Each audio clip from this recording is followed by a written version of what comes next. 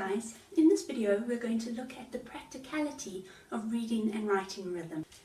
The following passage is a simple rhythm which looks difficult because of the way it has been written.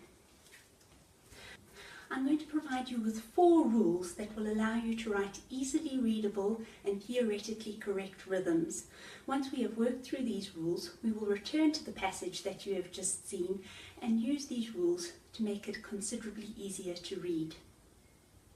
Our first rule is called the quaver beaming rule.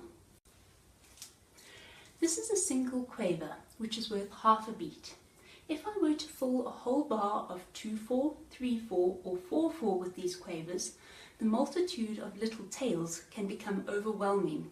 It also becomes difficult for us to see where each new beat starts, as each of these notes is worth a fraction of a beat. In order to make quavers easier to read, we beam them together instead of writing each quaver with its own tail. In our 2/4 and 3/4 bars, we can beam all of the quavers together. If we were to beam all of the quavers of a 4/4 bar together, we would have 8 notes joined together, and this becomes too much for us to process. Instead, we beam the first 4 quavers and the last 4 quavers together. Rule 2 tells us that we should write as few rests as possible. If I wanted to have 2 beats of silence, I should use a minim rest, not 2 crotchet rests or 4 quaver rests. Writing more rests than necessary makes our music look complicated and makes us work harder than we need to by identifying and counting a multitude of symbols when one would do. The third rule is called the 4/4 split rule. A 4/4 bar is the longest bar of music we will encounter at this point in our music studies, and in order to make music easier to read in this time signature, we split our bar in half. As we saw with the quavers in Rule 1, we need to beam the first 2 beats of the bar together and the last 2 beats of the bar together. Similarly, if I wanted to have a note on the first and last beats of my 4/4 bar and silence in between, I would have to write 2 crotchet rests instead of 1 minim rest. Rule 4 tells us to always complete our beat. If I were to write a single quaver in a 2/4 bar, I would be left with 1.5 beats of rest. I would need to add a crotchet rest and a quaver to make sure that I had the correct number of beats in this bar. But now I have a problem because beat 1 starts on the quaver, which is fine, but beat 2 starts halfway through the crotchet rest.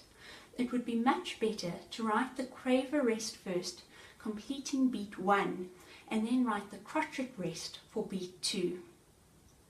When adding rests to a bar, always ensure that you can circle each beat of the bar without cutting any rests in half. As you may have realized by now, a number of these rules contradict one another. Rule 2 says I should write as few rests as possible, but Rule 3 says I should have a divide down the middle of my 4/4 bar.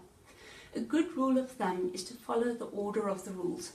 The higher the number of the rule, the more important it is. Therefore, we would write 2 crotchet rests here instead of a minim, because Rule 3 is higher and therefore more important than Rule 2, which says I should write as few rests as possible. Let's return to our original passage now and see if we can simplify it by following these rules.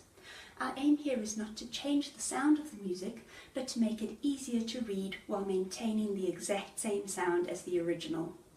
If we look at the first bar, we can see that there is no divide down the middle. We would need to split the beam of these quavers in half so I can keep my imaginary line down the middle of the bar.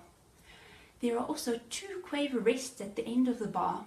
It would be much simpler to just write 1 crotchet rest. The second bar starts with 5 unbeamed quavers. Rule 1 tells us that we may beam the first 4 quavers in a 4/4 bar together. I cannot beam the 5th quaver because I need to have a divide down the middle of my 4/4 bar. The last half of the second bar is problematic because our quaver beat is incomplete. If we swap the quaver and crotchet rest, we can clearly see beats 3 and 4 of the bar. If we listen to the original and the new version of this passage at the same time, we will hear that they sound exactly the same, but the new version is considerably easier to read.